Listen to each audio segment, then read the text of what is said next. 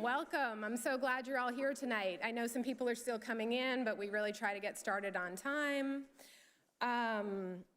It would be impossible to begin an event like this one without recognizing the frightening and awful state of our country right now. It's hard to be an American at this moment, but each year, this event seems to give us all some information, education, and a little inspiration, which I think we could use right now. So with that, let's begin celebrating the Hillman Prizes.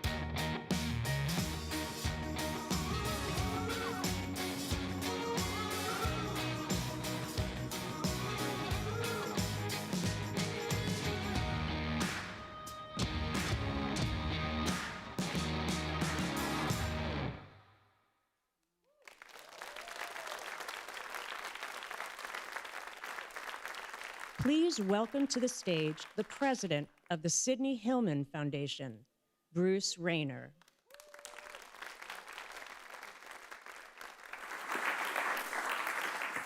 Well, good evening and welcome to the 76th version of the Sidney Hillman Awards.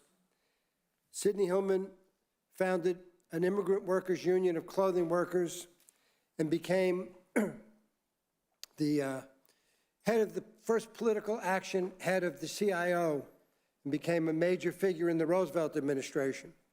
And not only built a union, but helped build the labor movement with John L. Lewis of industrial workers. And when Sidney Hillman, in 1940, when Roosevelt did not attend the Democratic Convention, Sidney became famous in good ways and bad ways when Roosevelt said, "Choose whoever you want for vice president, but clear it with Sidney." The fact is that then right-wing Southerners put it on billboards, clear it with Sidney with a Jewish star. The anti-Semitism we've come to know and love. American democracy has always been the forefront of the Hillman Foundation, a free press and a strong and democratic labor movement. It was never needed more than it is today. We've got the most corrupt president in American history, along with the most corrupt and disgusting family in American history. The liar-in-chief who would make Joseph Goebbels blush, which would be something to see. And if his cabinet would be humorous if the damage that they've done is not so horrible. From Ice Barbie to the moron, his spokesperson, and his attorney general. But we've had this attack on American democracy like none of us have ever seen or experienced. He's trying to turn the clock back, overturn the history of the civil rights movement in America. And yet we've got a country which never been more concentrated wealth in American history. The 1920s, they look like pikers. Vanderbilt and Carnegie look like pikers compared to Musk, Bezos, and Zuckerberg. Those three people have the same wealth as 170 million Americans. And yet, the state of our country, friends and brothers and sisters, has never been worse. Number one, the highest rate of child poverty in the world of industrialized countries. In infant mortality, we're 54th. 49th in life expectancy. A report card in America says America is a sick country. And yet, we are number one in the percentage of our citizens who are incarcerated. And we've had historic attacks on the press, combined with the corporate control of the press. So a criminal like Jeff Bezos owns Amazon and the Washington Post. A sad day for journalism in America. And that's why the winners tonight stand out even more so. And we've got to celebrate the journalists who fight back and call the powerful to account. And tonight's winners are in the history of the Hillman Award winners. They are the journalists who have done amazing work, and we're honoring them tonight, and we need to lift them up because we need to fight for our democracy, and part of it is going to be a strong class of journalism. Now, I'm always proud of the Sidney Hillman Foundation for many reasons. One is as you notice, we don't charge anyone to attend the Hillman Foundation. We actually give, they had these other awards yesterday. I forget what they're called, the Pulitzers. You don't have to pay any money to apply for a Hillman Award. And we actually give financial, awards, not a lot of money, but we give to all the winners. And we don't charge anyone to attend because we want to have the kind of audience that we have tonight, which is labor leaders, activists, journalists. And it's always a tricky thing to start recognizing people in the audience, but what the hell, I'm going to do it anyway. So first of all, we've got some very distinguished leaders. One I want to call out is one of the most important labor leaders in the country, but particularly in New York, and that is Manny Pastris, the president of 32BJ, a great union, who just finished a contract for 34,000 residential superintendents in buildings, allowing the people that take care of our families to be able to live in the city, a contract that protected their health care and gave them $4.50 an hour in wage increases. It's the kind of labor leaders that we need. Then another great labor leader in the audience is the president of another one of my favorite unions, IATSE, which is not only on Broadway, but movies, Netflix, Disney, all the people behind the scenes that do that work. IATSE members, one of the growing unions in America. And we have with us the international president of IATSE, Matt Loeb. Matt.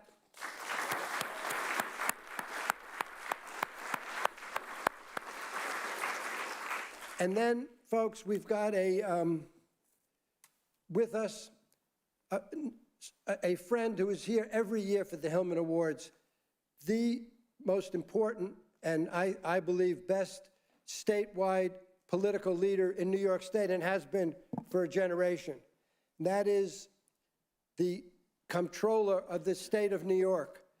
Tom DiNapoli has not only been a stalwart for the labor movement and working people in the state, but New York State is proud to have the best funded state pension plan in America, thanks to Tom DiNapoli.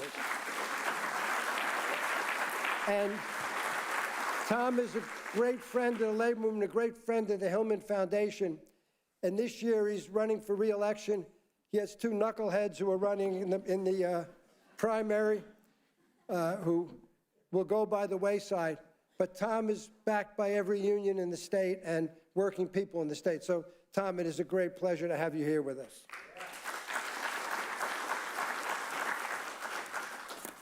And I want to acknowledge that we have with us not only all the journalists and labor leaders, but we have the Hillman family, which has been supportive of the Hillman Foundation. Phil Freed was Sidney Hillman's daughter. She passed away a few years ago. I always considered Phil the boss of the foundation because she would tell me what to do, and I always did it. Now her family is still here, and I want to recognize the Hillman family, please.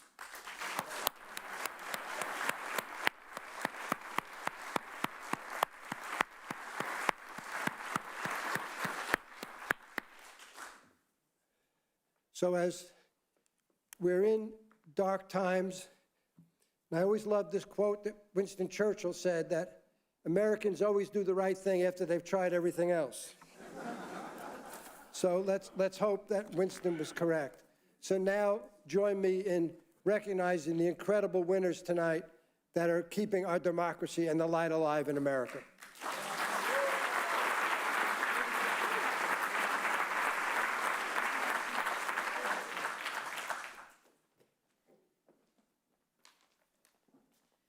Hello again. Before we get to the stars of tonight's event, I want to tell you quickly about Hillman's other awardees this year. As many of you know, we have a monthly award that we call the Sydney, which is where we shine a light on an outstanding piece of journalism each month. And over the last 12 months, our Sydney winners reported on ICE raids, kids caught up in ICE detention, a death in police custody, neo-Nazis in North Carolina, the deaths of undocumented workers on Florida road crews, child labor on California farms, and so much more.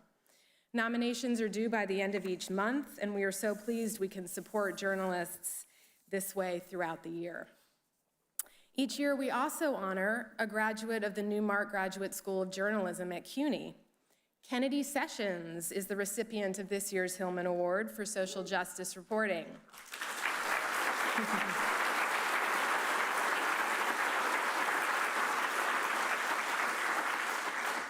Kennedy is from Houston, Texas. She's currently a data reporting fellow at the city, where she's working on projects covering the city jail system, transportation, housing, and immigration. She previously worked with Documented, and she was an Ida B. Wells investigative reporting fellow. Kennedy will formally receive her award in September, but she is here with us tonight. So let's just give her another little congratulations.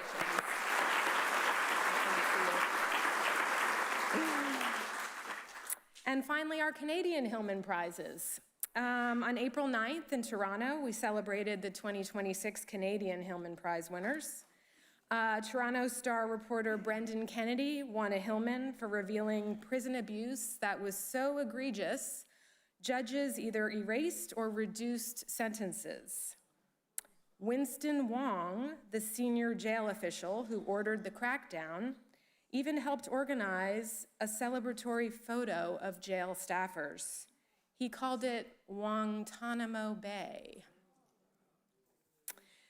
CBC's The Fifth Estate won a Hillman for revealing that the Canada Revenue Agency, which is the equivalent of our IRS, systems were hacked, but the government refused to take responsibility and instead blamed the victims who had had their identities stolen, demanding they repay funds that they didn't steal and cutting off access to benefits that they deserved and needed. And finally, Robert Cribb of the Investigative Journalism Bureau and his team won a Hillman for Arachnid, Hunting the Web's Darkest Secrets, a chilling 6-part podcast that examines the David and Goliath fight against the most powerful tech companies in the world to end the massive global trade in child sex abuse imagery. A small Canadian nonprofit has developed a new tech solution. It's a web crawler called Arachnid, but the social media platforms refuse to use it.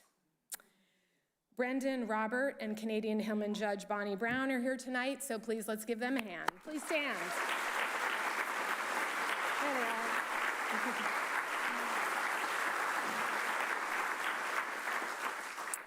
Finally, I just want to shout out the Time Center staff, represented by the New York News Guild, the cleaning staff, represented by 32BJ. I want to thank my brilliant Hillman colleagues, Lindsay Beyerstein and Trish Westwater. And of course, I'd like to thank our judges for your commitment to this prize and for once again selecting such an incredible group of winners who we are going to get to know right now.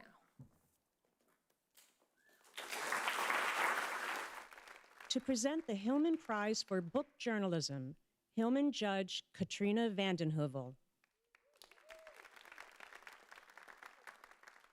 It is impossible to come to the Hillman Awards and not leave inspired. And tonight, that video reminds us of the great history of the Hillmans, in which tonight's recipients are a part of. I am honored to introduce the Book Award for the Hillman. In 1974, 20 years after Brown versus Board of Ed, the Supreme Court issued another momentous decision in the case of Milliken versus Bradley. The justices brought a halt to school desegregation across the North and to the civil rights movement struggle for a truly equal education for all. In the containment, Detroit, the Supreme Court, and the battle for racial justice in the North, legal scholar Michelle Adams, who was born and grew up in Detroit, tells the story of the struggle to integrate Detroit schools and what happened when it collided with Nixon-appointed justices committed to a judicial counter-revolution. Adams chronicles the devoted activists who tried to lift up Detroit students amid the upheavals of riots, Black Power, and white flight, and how their efforts led to federal Judge Stephen Roth's landmark order to achieve racial balance by tearing down the walls, separating the city and its suburbs. This, quote, metropolitan remedy could have remade the landscape of racial justice, but instead, the Supreme Court, ruled that the suburbs could not be a part of the effort to integrate, and thus upheld the savage inequalities that remain in place today. Adams chronicles the story with a compelling blend of academic rigor, repertorial legwork, and engaging prose. She depicts portraits of a city under stress and of key figures, including Detroit's first Black mayor, Coleman Young, Justices Marshall, Rehnquist, and Powell. Adams' book reminds us, in its exploration of class as well as race, of Anthony Lucas's 1985 masterpiece. I had thought it was a previous recipient of a Hillman, but it was not. The Containment is a legal and historical drama that exposes the roots of today's backlash against diversity, equity, voting rights, and other efforts to fulfill this country's promise. I want to welcome Michelle Adams, who will be signing books afterwards at the reception. Thank you.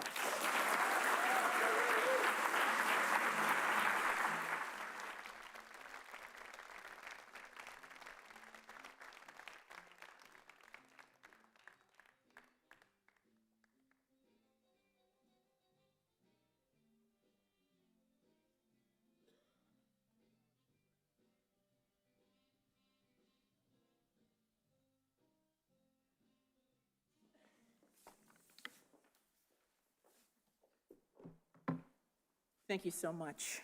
I'm deeply honored to receive the Hillman Prize for Book Journalism and grateful to the Sidney Hillman Foundation for this recognition. I want to tell you a story about democracy. When I was writing The Containment, I went back to Detroit, my hometown, and to the case that became Milliken versus Bradley.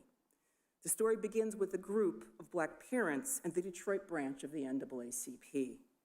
One of them was Verda Bradley, who simply wanted her children to have access to equal educational opportunity in a system that had deliberately denied it. They brought a lawsuit challenging segregation in the public schools, insisting that what many people treated as accident or preference was, in fact, the result of government action. In doing so, they forced a conversation that the city and the country had not been willing to have. They put facts on the table. They made claims on the Constitution. They insisted on being heard. And they were joined, sometimes quietly, sometimes at real cost, by white suburban residents who were willing to imagine a more integrated metropolitan future. And then that conversation moved to a federal courtroom, where it reached a judge named Stephen Roth. Roth did not begin as a hero of civil rights. In fact, he was deeply skeptical of the plaintiff's claims, skeptical that segregation in Detroit was anything more than the result of private choices. But then something happened. Over the course of a long trial, Roth listened. He heard evidence about how segregation in the North had been created and maintained through law, through policy, through state action. And he changed his mind. That transformation is the part of the story that I keep coming back to. Black Detroiters started a democratic conversation, and the court at its best was capable of hearing it. Not democracy as voting, not democracy as slogans, but democracy as a process of reason-giving, of listening, of confronting facts, of being willing to revise your views in public. And that kind of democracy is hard. It asks something of us. It asks whether we're still willing to listen to people to whom we disagree with, whether we're still willing to be bound by a shared factual record, whether we're still willing to take each other seriously as participants in a common project, the American project. The story I tell in this book is in part about what happens when those democratic practices break down, when lines get drawn between city and suburb, between us and them, and those lines harden into structures that shape opportunity for generations. But it's also a story about people who believed that democracy was still worth the effort, that the long, difficult argument of democracy, messy, contested, incomplete, was still the way forward.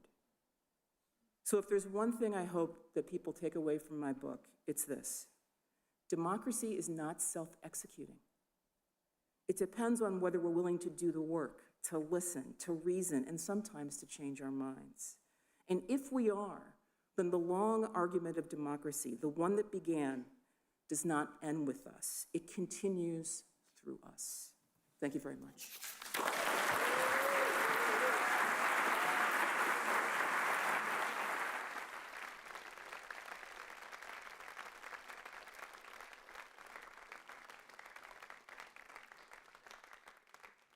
to present the Hillman Prize for Opinion and Analysis Journalism, Hillman Judge Jamel Bowie.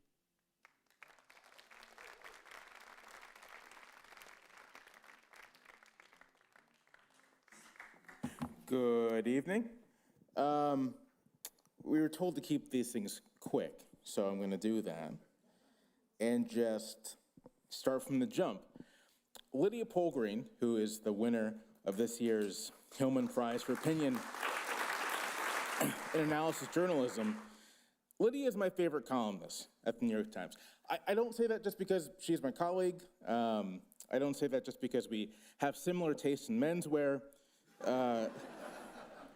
I say that because Lydia exemplifies the best of what a columnist can be and the best of what a column can do as a form. Her work is deeply reported. It uses, graphics and the technologies we have to do journalism in inventive ways. It draws on her own experience, but personal experience, but experience as a journalist in places around the world. And it is incredibly humane. It exemplifies, I think, the kinds of values we want to see in journalism.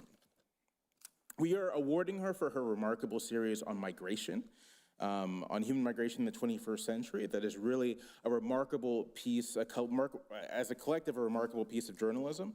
But I really think that you can look at any of Lydia's work in the years, 5 years now? She's been, as a columnist at the Times, 4 years. And come to the same conclusion that this is the work of a really remarkable journalist and a really superb, top-notch columnist. So that's what I have to say. I'm very pleased and privileged to present this award to Lydia Polgreen.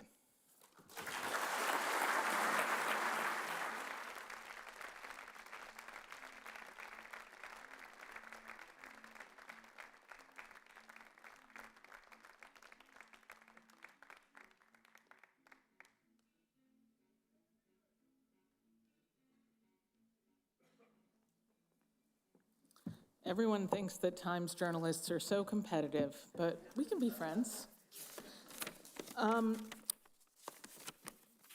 This is an extraordinary honor, and to be here with all of you tonight, and to be recognized with an award named for Sidney Hillman.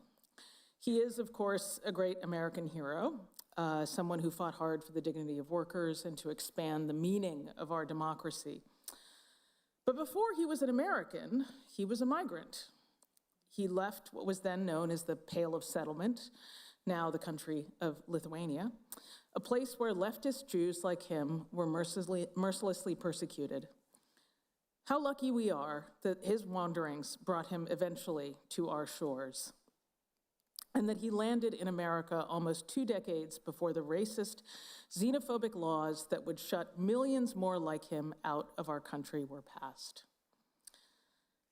It is the journeys of people like Sidney Hillman, like my mother who came to America from Ethiopia, and the many strands of my white American father's family, migratory journeys undertaken at great peril over 2 centuries that inspired this series. So I had a very peripatetic childhood. We moved around a lot, mostly in sub-Saharan Africa. And to me, leaving what I thought of as home and moving many thousands of miles away was totally normal. It's something everybody does. But it isn't true. We think of ourselves as living in an age of unprecedented migration. The language of migration crisis has upended the politics of countries across the globe. And it's true, there are more people on the move now than in any time in recorded human history. And yet, less than 4% of people on this planet live outside the country of their birth. So we have this conception in the West that everyone wants to come here and take all of our good things. But the reality is that almost everyone, 96% of the world, they stay put. The median distance that a migrant travels is actually just 400 miles. So people who pick up, say, in the war in Sudan, they want to go home as soon as they possibly can. This language of crisis is hysteria. The pull of home, of living among the people and places you know and love, is one of the strongest human impulses. And the impulse to go to a new place and try to build a new life very far away from home, the kind of journey that Sidney Hillman made, is incredibly rare and unleashes incredibly powerful forces that we don't even know where they're going to lead us. So these were the kinds of stories that I wanted to tell. I first got the idea for this project the summer before Donald Trump returned to the White House. I had met a deeply impressive immigrant from South Asia who had been smeared for his Muslim faith, and that had undermined and removed an opportunity that he had dreamed of for years for high service. He had been proud to become an American, but now he wondered, had migrating to the United States been a mistake? Ought he have sent his sights somewhere else? And as he spoke, I thought, how much poorer this country would be if people like him did not join us, if we enacted the Trumpist fantasy of closed borders. Once Trump was elected to the presidency, once again to the presidency, I wondered if this work, which focused on migration in countries outside of the United States in the main, would feel too far removed from the grim headlines of the day. But once I got going, it became clear that we needed new ways to think about the great eternal saga that is human migration. My reporting would take me to 5 continents where I met people who had undertaken astonishingly courageous journeys to seek safety and a better life, who were grateful for the opportunity to start anew, but also pined for the homes they left behind. We are living in a time when anyone brave enough to try to make a new life faces horrors all around. Here in America, we have brutal ICE raids, the shackled deportees taken to El Salvador or dumped, bewildered in war-torn Congo. We have the wanton cruelty of the Trump administration's social media posts. The European Union cuts cynical deals with lawless governments to keep migrants far from their shores. Brutality abounds. Yet, even though it is hard to see now, we will one day deeply regret this time and look back on it with as much shame as we do at the racist policies that barred millions of European Jews from finding safety in America during the Holocaust. I know many Americans already feel this way. I heard it daily on the streets of Minneapolis in the aftermath of the murder of Renee Good. The cynical zero-sum politics of our age are nearing their expiration date. In honor of Cindy Hillman and the journey that he made, let's make it so.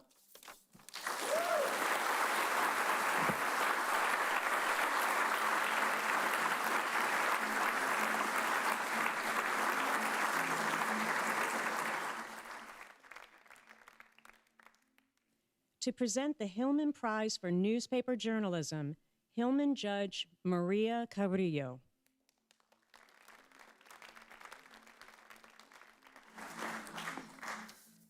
Good evening. We told you it was going to be an inspiring night, right? As you all know, the U.S. Supreme Court overturned the constitutional right to abortion in 2022. Even before that, the state of Texas had approved a 6-week abortion ban, with no exceptions for rape or incest or fetal anomalies. It became one of the most restrictive bans in the country and made pro-choice advocates and health providers fear for pregnant women in Texas. In 2024, the Dallas Morning News began investigating whether there had been consequences to the state ban. They were inspired, in part, by investigative reporter Lauren Karuba, who was then pregnant with her first child and anxious about potential complications. The reporting team grew to include Maren Wolf and several others, and the project ultimately took a year and a half. Reporters collected and analyzed autopsies, built a database of maternal deaths, and interviewed dozens of medical professionals and experts. You can imagine, I'm sure, how difficult it is to report on a topic like abortion, which is always controversial, but then imagine trying to develop sources and win trust in a state with such a rigid law. Doctors and hospitals in some cases were so leery of breaking that law that they sometimes prioritized protecting themselves over protecting their patients. This series of stories brought to light the fatal consequences for women in Texas. Even as it was published, the state was trying to clarify its position to give doctors back some autonomy to do what was best for their patients without fear of criminal consequences. Still, as the series outlined, many doctors chose the path of least resistance and move to other states. This leaves Texas in an even more difficult position with fewer obstetric experts and fewer opportunities for those who stay to grow more competent in the field. It creates an important question for those who want to raise families in the state.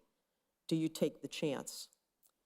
As judges this year, we were so heartened to see such a strong field of finalists in this category, which featured investigative reporting on topics like police misconduct, safety failures for American workers, and the myriad of problems created by federal action on immigrants, government employees, and industry regulations.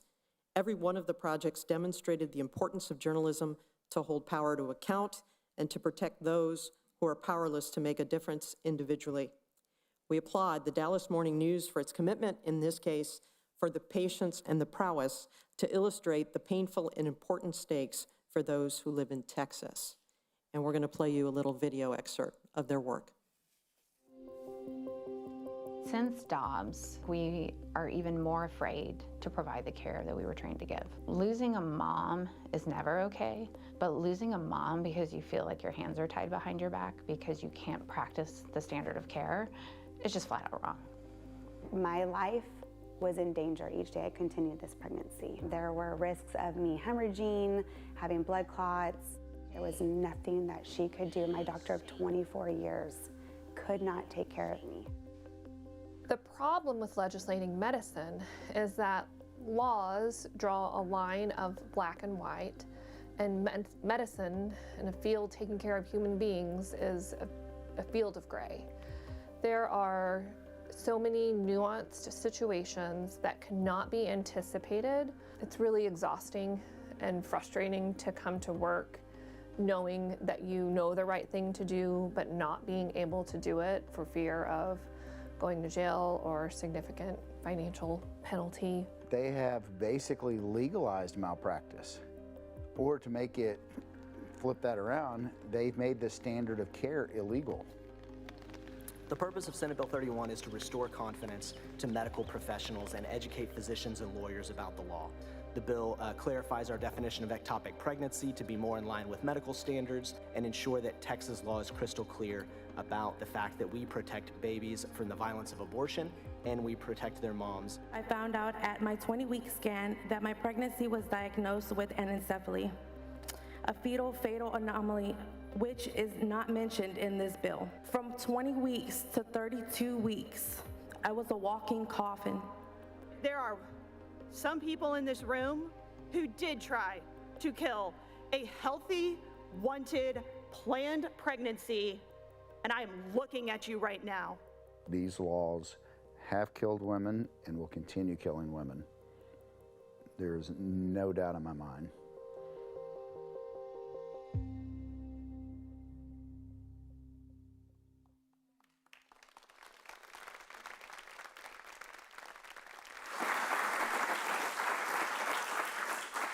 Please join me in congratulating Lauren Karuba, Maren Wolf, and the rest of the team from the Dallas Morning News.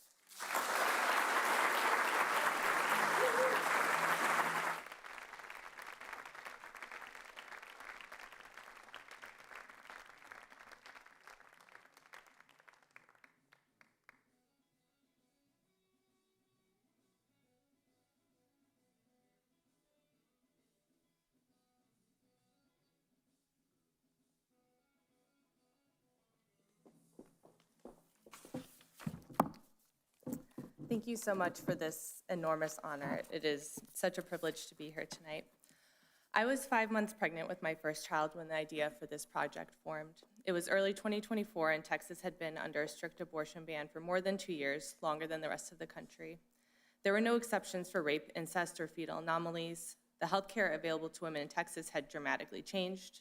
Court challenges had failed. As a pregnant patient myself and as a medical reporter, I didn't know what might happen to me should something go wrong in my own pregnancy. I wanted to find out. As the healthcare reporter at the Dallas Morning News, doctors I regularly turned to as sources lamented just how scared they were to provide care that, only a year prior, was considered routine. They were just as scared to speak publicly about how the bans had upended their professional and personal lives. Over the span of a year and a half, Lauren and I interviewed nearly 50 Texas doctors, at least 10 physicians and medical trainees we spoke with altered their careers to avoid practicing under Texas's strict abortion bans. OBGYNs Dr. Andrea Palmer and Dr. Neha Ali both left Texas because they felt they couldn't safely practice medicine under the laws. Dr. Palmer informed us she was moving shortly before we published.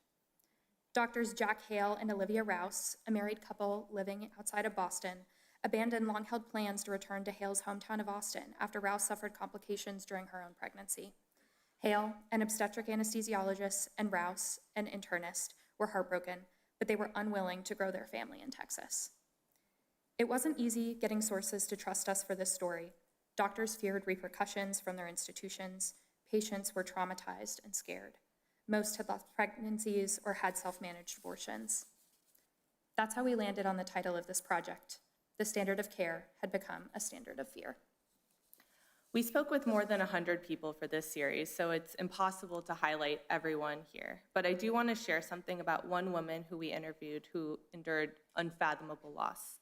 Her name is Holly Cunningham. You saw her in the video. She was the blonde woman. In 2023, against all odds, she received the same rare fetal diagnosis in 2 different pregnancies, anencephaly, where the baby's brain and skull fail to properly form. It is always fatal. Twice, Holly left Texas to terminate those pregnancies, saying goodbye to daughters that she desperately wanted.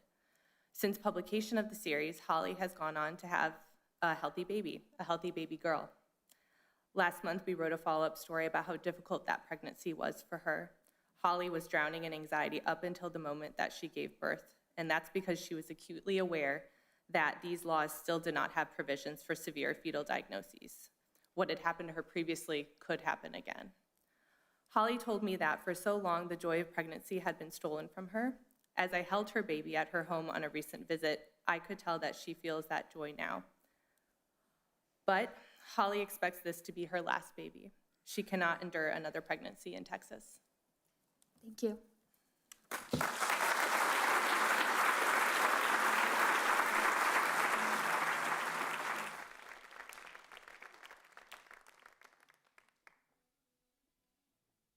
To present the Hillman Prize for Magazine Journalism, Hillman Judge Harold Meyerson.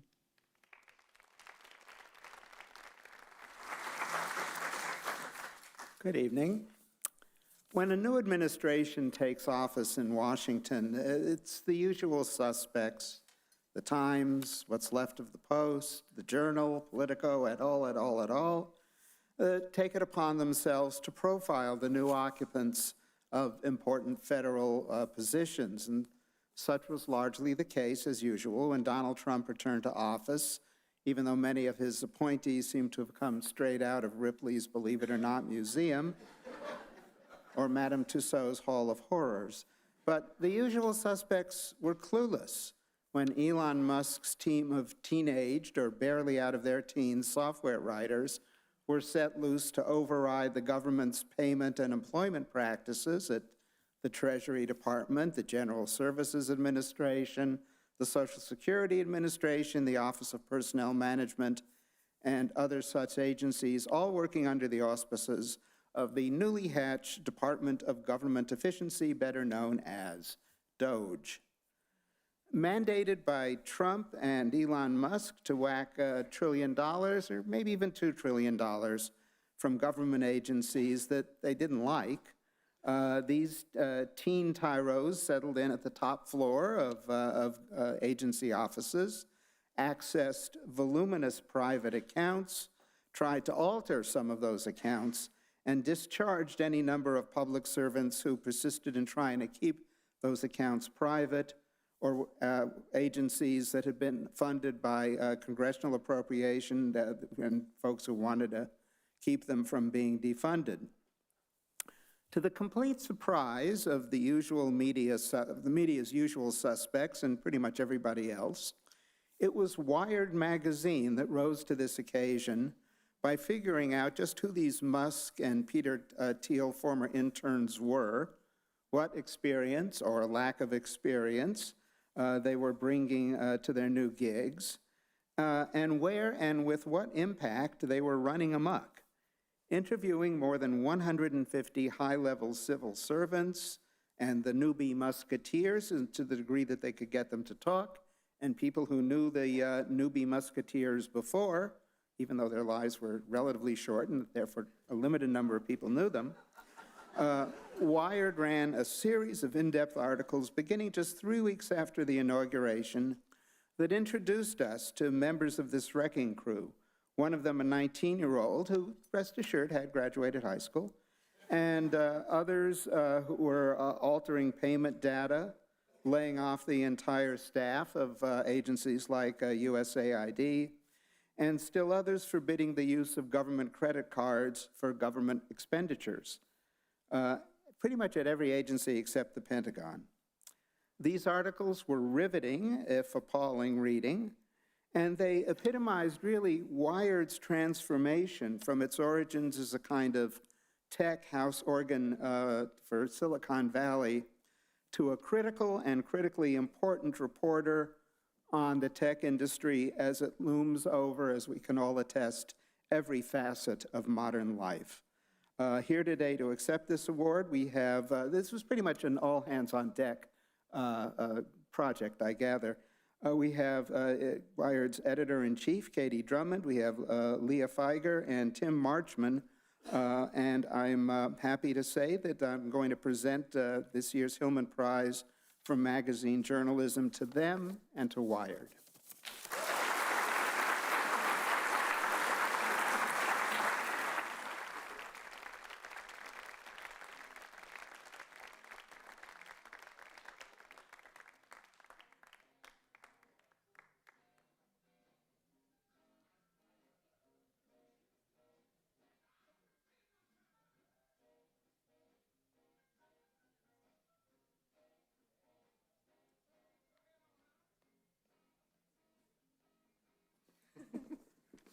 We had agreed that they would stand here and I would speak, so that's what's going to happen.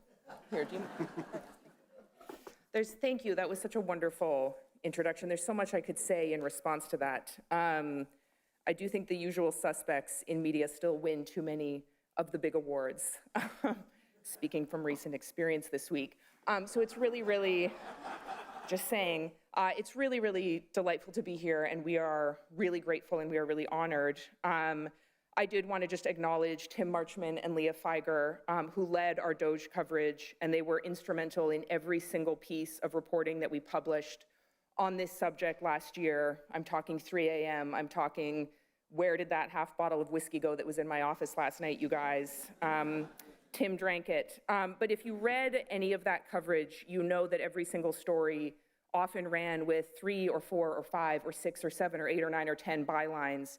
It was really a newsroom-wide effort to cover what was happening, and I'm just proud to be accepting this award on behalf of the entire team at Wired, and I think if you knew them even half as much as I do, you would not have been as surprised as everybody was when we started breaking these stories, because they make me so proud and so grateful to be in charge of Wired in this moment every single day.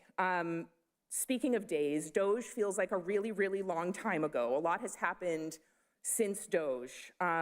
The reality, though, is that many of the consequences of the Doge effort are still very much felt inside of government agencies. They are felt across this country.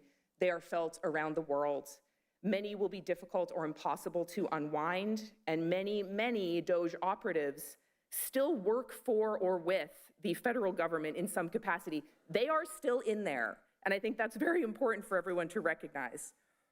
But what Doge represents to us at Wired fundamentally is what we think is the defining story of this era.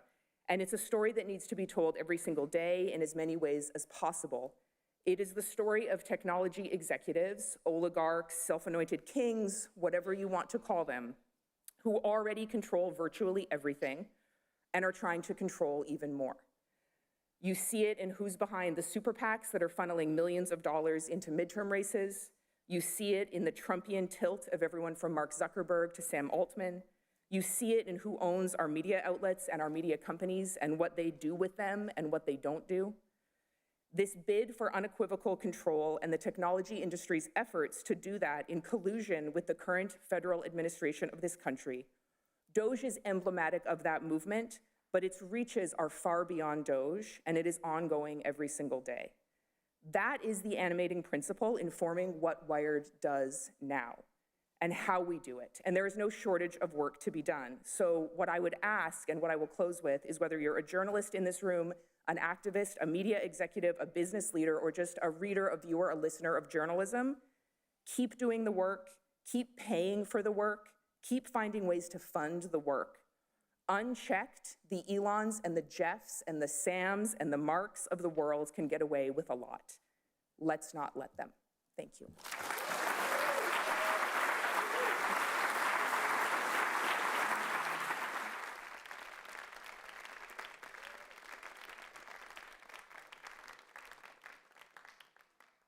To present the SEIU Award for reporting on racial and economic justice, Manny Pastrich.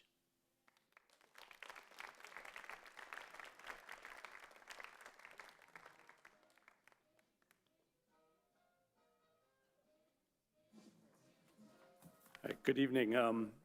I am delighted to be here tonight to present the third annual SEIU Award for reporting on racial and economic justice.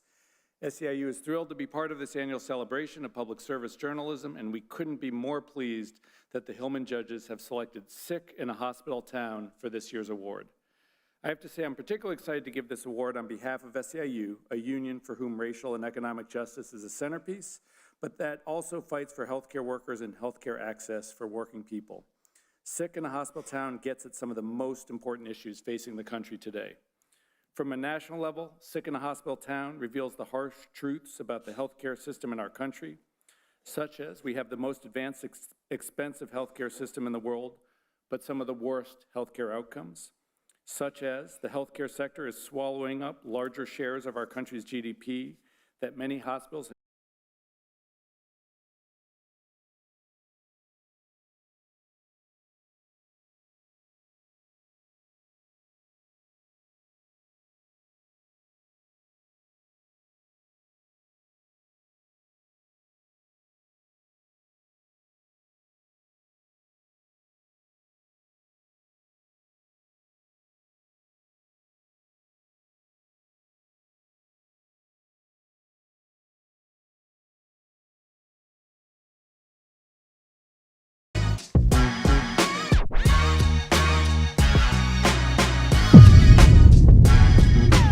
How's everybody feeling today? We're here with you live on Hot 97 News Atlanta, and the news is news, and it is Tuesday, May 5th. I'm your host, Lonnie Harris, here with Ronzo with 2 N's. Asian. It's Cinco de Mayo. Oh, Wow. even crazier. Wow. Dang, okay. Both of y'all need to get canceled. What? No, I didn't know what you was doing, bro. It's Cinco de Mayo. Oh, yeah. And you went with that, and you went with Asian Heritage Month. No, I did. Hey. Wow. At least mine was on one point. Was it? The story behind the story was even more important. And the backstory they uncovered was the healthcare system had been very sick for decades before COVID even arrived. Over the last 3 decades, Albany residents had suffered some of the highest rates of chronic conditions like heart disease, kidney disease, diabetes, and obesity, and the lowest rates of life expectancy. Thompson wanted to know why Albany residents were so sick when Albany has Phoebe Putney, a self-proclaimed world-class health system. Thompson traces how Phoebe grew from a small county-run facility to become the dominant political and economic institution of Albany, and how at the same time its practices led to some of the highest health insurance premiums in the country, second only to Vail and Aspen, Colorado. Despite these high prices, nurses describe a crisis in staffing levels. They told doctors who did not take their calls, described stockrooms that had run out of supplies. Thompson's investigation is laced with stories of patient neglect and carelessness. Access to quality care shouldn't be a problem in a town dominated by a hospital, but it is. At SEIU, we're dedicated to fighting for healthcare workers, dedicated to fighting for healthcare for all, particularly those who've been left out and left behind. We're dedicated to pushing back against healthcare systems where money drives decisions instead of patient care. Sick in a Hospital Town's incredible reporting brings forward this deep social justice issues and healthcare issues afflicting Albany and our country. It will impact anyone who listens to take action. I am thrilled to congratulate Ginger Thompson and Doris Burke on their well-deserved award. Please come forward.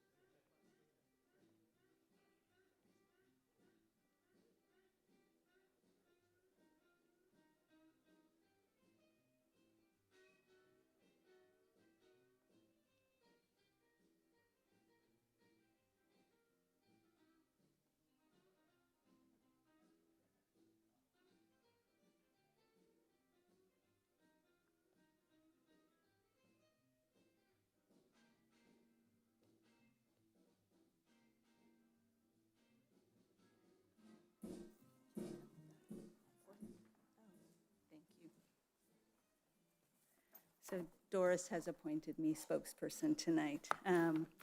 We are incredibly honored to receive this award, and we want to thank the foundation and the judges and really all of the winners tonight. It's an impressive group. I don't have much to say after that introduction. We're super grateful for it. I wrote in the opening of this series that most Americans probably couldn't point to Albany, Georgia on a map. And that was certainly once true in my case.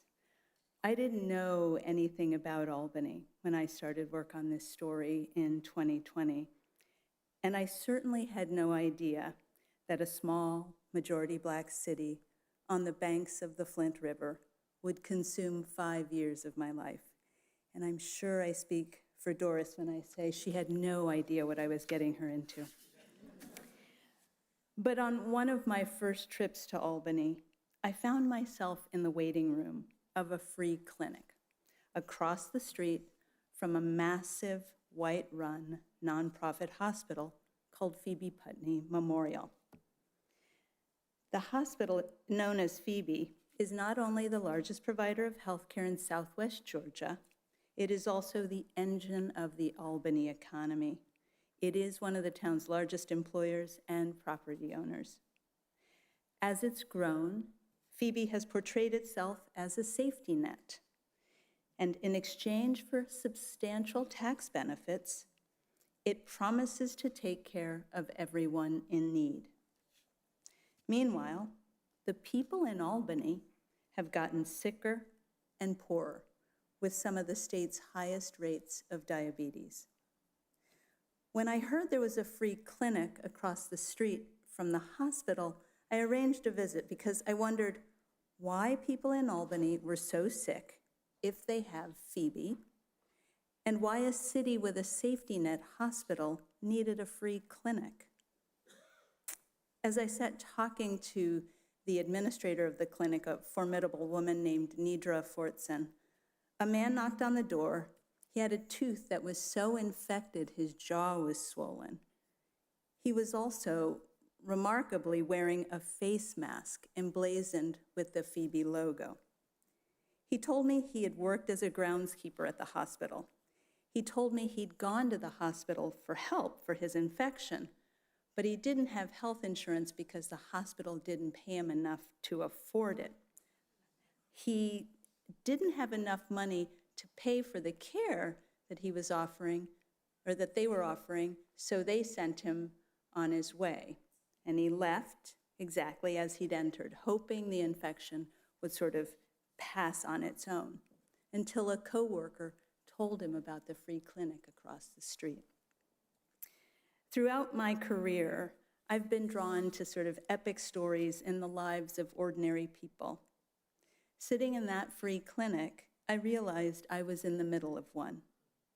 We all know that the United States has one of the most advanced healthcare systems in the world, and we pay a lot for it. And that as rich nations, or among rich nations, our people have some of the highest rates of chronic diseases. But there are few places where it's possible to lay those realities next to one another and show how they're related. And that's what Doris and I set out to do in Albany. It was a project that took 2 villages, one at ProPublica and another in Southwest Georgia. There are not many newsrooms these days that would let us spend 5 years on a story like this. All along the way, instead of asking us, when is that going to be done, ProPublica asked us, what can we do to help you make this story as powerful as it should be? We are deeply grateful to our editors, Kit Rockless and Tracy Weber, who are here with us, to ProPublica's editor-in-chief, Steve Engelberg, to an extraordinary team of artists and graphics designers and video journalists who helped bring our words to life.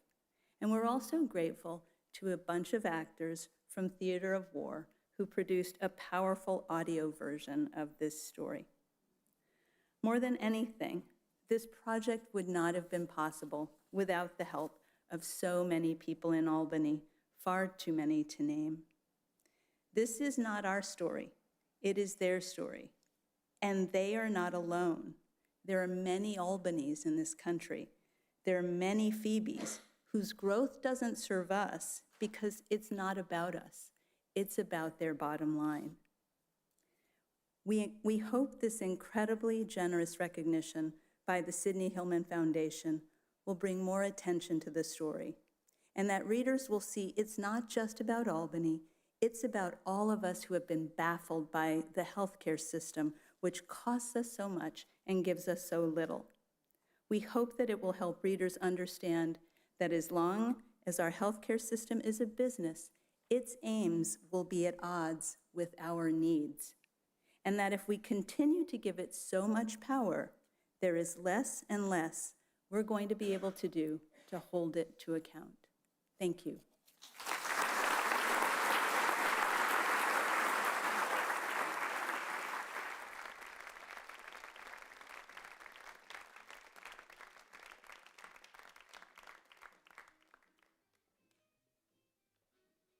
To present the Hillman Prize for Broadcast Journalism, Jelani Cobb.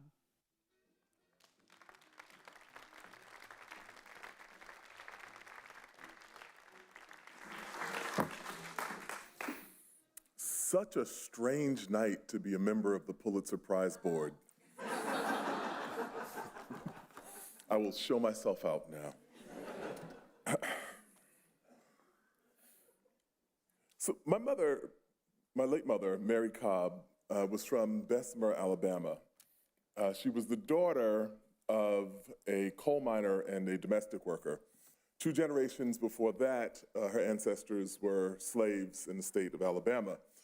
At age 15, she left Alabama, went to Chicago with relatives where she finished high school, and one by one, her cousins, her peers, her generation of that family left as well and made their way to predominantly New York and Buffalo. They kept in touch with the close-knit family back in Alabama, and periodically, in the face of some outrage or another, they would remark, "You see, this is why I didn't raise my children in Alabama." And this became a refrain as I got to be older. When things would happen, or my mother would talk about injustices that she'd witnessed or she had heard about that were visited upon family or friends or people she was connected to, "You see, this is why I didn't raise you in Alabama." The film we're here to honor, The Alabama Solution, highlights the wisdom of my mother and her cousins' sense of why they chose to leave the state of Alabama. But in a more damning way, as we look around, we see that perhaps what they have unveiled in this film has much more in common with the criminal justice system that across the country. You see, this is why we confront this issue when we raise our children in America. The Alabama Solution grapples with the brutality and inhumanity of the penal system in the state of Alabama. It tells a twisted tale in ways in which people lose their lives arbitrarily, including one instance of a white inmate who dies presumably at the hands of a black guard, establishing that Alabama does indeed believe in diversity programming. We typically talk about the courage that is entailed in creating these projects, and that is no less true for the honorees tonight. But it bears remarking upon about the astounding courage that it took for each of their sources to participate in this project as well. It lays bare the terrible conditions that are in this facility. We can roll from here. I know you're grieving, but I want to tell you that your son was murdered. They sweep stuff underneath the rug all the time. If you're an inmate in Alabama prison, you're probably praying every night that nothing bad happens to you. It's dangerous and volatile. It could explode at any moment. I mean, it's corrupt. That's all you can say.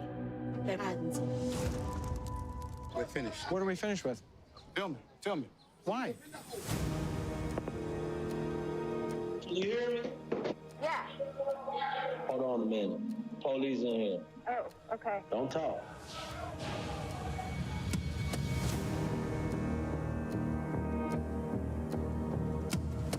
We had record numbers of people leaving out of here in body bags. They don't want the public to see what's really going on the inside. How can a journalist go into a war zone but can't go into a prison in the United States of America? The state is settling one lawsuit after another. There's no consequences for their actions. It's not the inmate that's killing them folks. It's the guards. There's an argument that there is some systemic problem within all of our facilities, and I wholeheartedly disagree with that. How can you defend this? That one guard, he knew something. I could tell he was a liar. We are going to pursue it based on the facts to the fullest extent that we're allowed. Their biggest fear is to see us come together on one accord. We got to take our power back. We have to come together and make a stand that our life is worth something. I came to prison in 1985. I know what you folks are doing. We have been taking life and death risks to get this information out, but we still can.